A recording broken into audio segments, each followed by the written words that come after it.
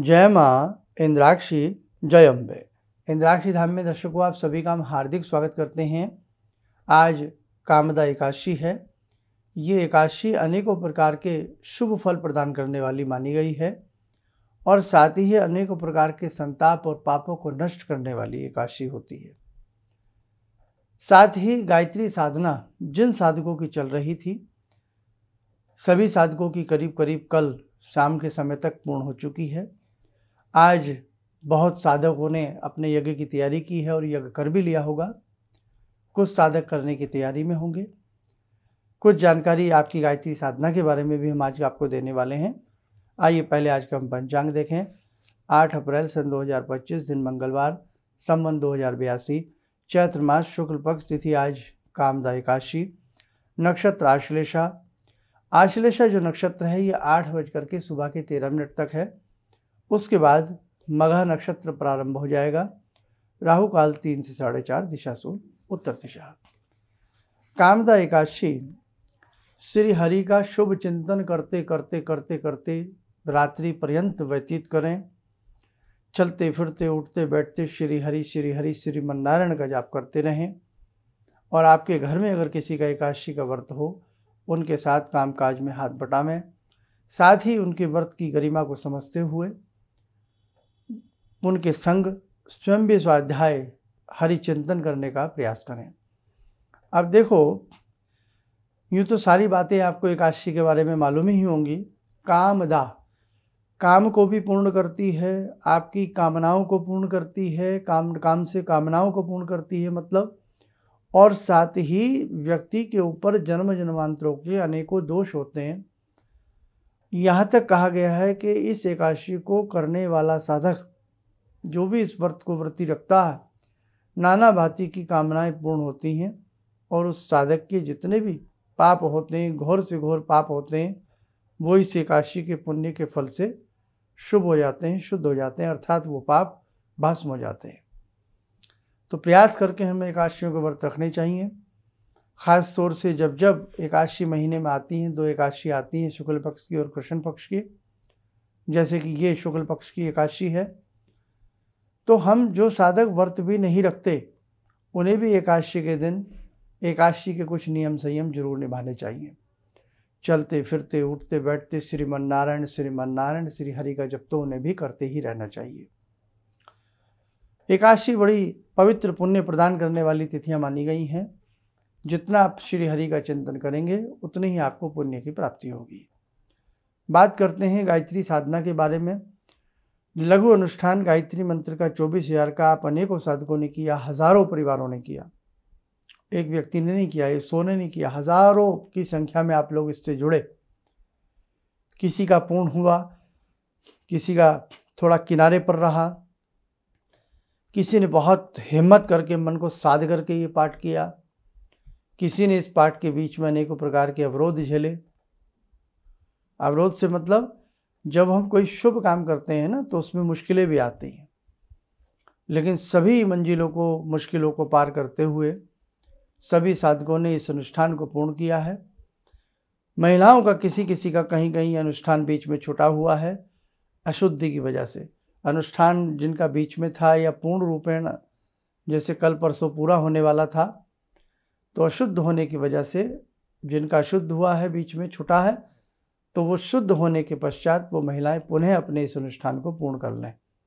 जब भी आप शुद्ध हों, 3 दिन का बचा है, 4 दिन का बचा है आपका अनुष्ठान, उसे आप पूरा कर लें 27 माला के हिसाब से। बहुत लोगों ने ये भी कहा कि हम हवन नहीं कर पाए, तो बहुत लोगों को हमने पहले ही राय दे दी थी आप 24 मालाएं गायत्री की अतिरिक्त कर लें। तो वो भी अनेकों साधकों ने कर ली हैं, ऐसे भी किया है। जिन साधकों ने ये अनुष्ठान बहुत सुंदर मन से किया है, अब वो अपनी आत्मा की आवाज़ सुने। अब वो देखें कि कैसा उन्हें मजबूती प्रदान हुई है। और एक चीज़ और बेटे ध्यान रखना, हम जीवन में आपको प्रैक्टिकली विद्याएं देना चाहते हैं। हम आपको प्रैक्टिकल रूप में सारी चीज़ें कराना चाहते हैं। आपने जिन साधकों, बहुत साधक ऐसे भी थे जिनका बीच में छूटा होगा, मालूम है हमें, संकल्प ले लिया लेकिन किसी मजबूरी से या नहीं हो पाया, ऐसा भी होता है, कोई बात नहीं। आपने प्रयास किया, आपने कोशिश की, आज आपने भले ही आपसे आधा प्रयास हुआ, आगामी समय में आपका पूरा प्रयास पूर्ण हो जाएगा। प्रयास करना चाहिए, आपने प्रयास तो किया। एक बच्चा परीक्षा में बैठा है, उसने प्रयास किया है, फेल पास तो दो ही चीज़ें होती हैं, कोई फेल कोई पास। अब एक परीक्षा में भी बैठने की हिम्मत ना जुटाए, वो बिल्कुल फिसड्डी छात्र होता है। इसलिए बेटा घबराना नहीं, जिससे जितना प्रयास बन पड़ा उसने उतना प्रयास किया, और आगामी समय में आपका ये ही प्रयास आपके बहुत काम आएगा। ध्यान रखना, अगर आपने गायत्री साधना 5 दिन की भी की है, 6 दिन की है, या जिन्होंने पूरी की है, गायत्री साधना कभी विफल नहीं जाती। गायत्री साधना का शुभ परिणाम मिलकर ही रहता है साधक को, और आपको मिलेगा। जिन्होंने बहुत तन्मयता के साथ ये साधना की है, आप देखें आपकी आत्मा में कितना बल बढ़ा होगा, आत्मबल बढ़ता है। गायत्री साधना पुराने कुसंस्कारों को चबा डालती है। अब आपको क्या करना है, सबसे पहले तो मैं इंद्राक्षी धाम की ओर से भगवती जगत जननी जगदम्बा, भगवती दुर्गा, भगवती गायत्री, भगवती सावित्री आपको बहुत आपके प्रसन्न रहें, आपके अंग संग रहें, आपकी कामनाओं को पूर्ण करती रहें। सदैव सदैव हम सभी मिलकर के जगत जननी के चरणों में बैठे रहें, ऐसी उस महामाया से हम सबकी प्रार्थना है।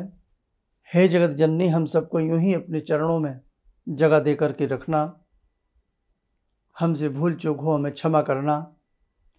तो बेटा ये बहुत सुंदर से आपने किया है। आगामी समय में एक बहुत ही, ये कह लो कि ब्रह्मास्त्र हम सब करने वाले हैं। जुड़ने के लिए तैयार रहें। एक एक व्यक्ति इस बार आगे अलग चैन बना करके लोगों को जोड़े। अब सोचो, आपने ये मात्र 9 दिन की साधना की। 9 दिन में कुछ लोगों को तो लगा होगा ये कब पूरे होंगे, कुछ लोगों को लगा होगा अरे ये तो बहुत लंबा समय हो गया, कुछ लोगों को लगा होगा अरे इतनी माला कौन करेगा। नाना भांति के विचार मन में व्यक्ति के आते हैं। तो अब सोचो कि इतना केवल 9 दिन करने में हमें कैसा महसूस हुआ, और जो साधक 10-10, 20-20 साल जन्मों से साधना कर रहे हैं, उन्होंने कितना पा लिया होगा, सोचो।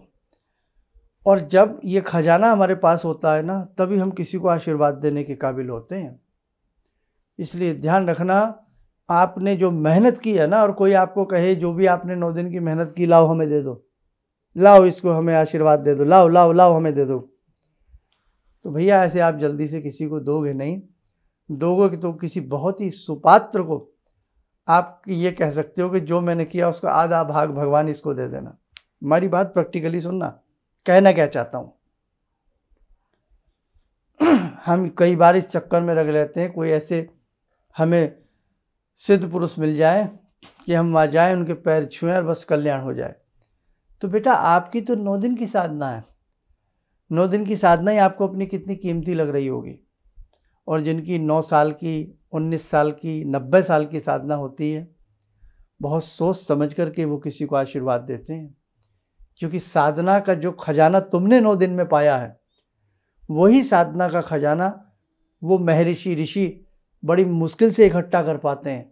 वो अहरे गैरों को आशीर्वाद नहीं मिलता। इसलिए ध्यान रखना, उसके लिए सुपात्र की तलाश होती है, उसके लिए पात्रता की योग्यता होनी चाहिए, तब हमें शुभ ऋषियों से आशीर्वाद प्राप्त होते हैं। भगवान भी हमें तभी आशीर्वाद देते हैं जब हमारी आत्मा बिल्कुल शुद्ध होती है और हम उस लायक होते हैं। इसलिए बेटा मैं कहना यही चाहता हूँ, बी प्रैक्टिकली। स्वयं इतनी मेहनत करिए कि आपको कहीं ढूंढना ना पड़े, कहीं भटकना ना पड़े। अपनी साधना को इतना मजबूत बना लीजिए कि भगवान आपको आपके घर में बैठे ही आपको आशीर्वाद देते रहें। समझ रहे हैं ना मेरा मतलब? तो अब ये दिमाग से निकाल दो, वहाँ चले जाएं, वहाँ किसी को ढूंढ लें, वहाँ किसी को खोज लें। भगवान आपके संग है, भगवान आपके घर में है, भगवान आपके पूजा घर में है। बस आपको वो विद्या आनी चाहिए, वो कला आनी चाहिए, वो मेहनत करने का आपके अंदर मादा होना चाहिए, आलस्य नहीं होना चाहिए। तो आपका परमात्मा आपके घर में है, आपके गुरु आपके संग है। बस बहुत अच्छे से बेटा आपने किया है। आगामी पड़ाव के लिए तैयार रहना। अब कुछ ज्योतिष से संबंधित बातें बहुत दिनों से नहीं हो पा रही हैं, उसकी चर्चा भी अब आगामी अंकों में प्रारंभ हो जाएगी। जो साधक आज यज्ञ कर रहे हैं वो जरूर कीजिएगा। और यज्ञ का सूक्ष्म तरीका, बहुत सरल तरीका हमने कल सुबह के अंक में बता दिया था, उसको आप लोग देख करके, जिन्होंने अब तक यज्ञ ना किया हो, करना चाहते हो, तो कल सुबह का अंक जो हमारा देख लीजिएगा, उसमें से उसको वो सारी चीज़ें पता लग जाएंगी। आइए, समय हो चला आज की ध्यान साधना का। कामदा एकादशी है, जुड़ते हैं भगवान श्री हरि से। ओम करारविंदे न पदारविंदम मुखारविंदे विनिवेशयन्तं वटस्य पत्रस्य पुटे शयानं बालामुकुन्दं मनसा स्मरामि बालामुकुन्दं मनसा स्मरामि कस्तूरीतिलकं ललाटपटले वक्षस्थले कौस्तुभं नासाग्रे वरमौक्तिकं करतले वेणुकरे कङ्कणं सर्वाङ्गे हरिचन्दनं सुललितं कंठे च मुक्तावले गोपास्ति परिवेष्टितो विजयते गोपालचूडामणि शान्ताकारं भुजगशयनं पद्मनाभं सुरेशं विश्वाधारं गगनसदृशं मेघवर्णं शुभांगं लक्ष्मीकान्तं कमलनयनं योगवृद्ध्यानगम्यं वन्दे विष्णुं भवभयहरं सर्वलोकैकनाथं। कवच बना लें, ध्यान करें, श्री पुरुषोत्तम का शुभ आशीष हम सबके ऊपर बरस रहा है।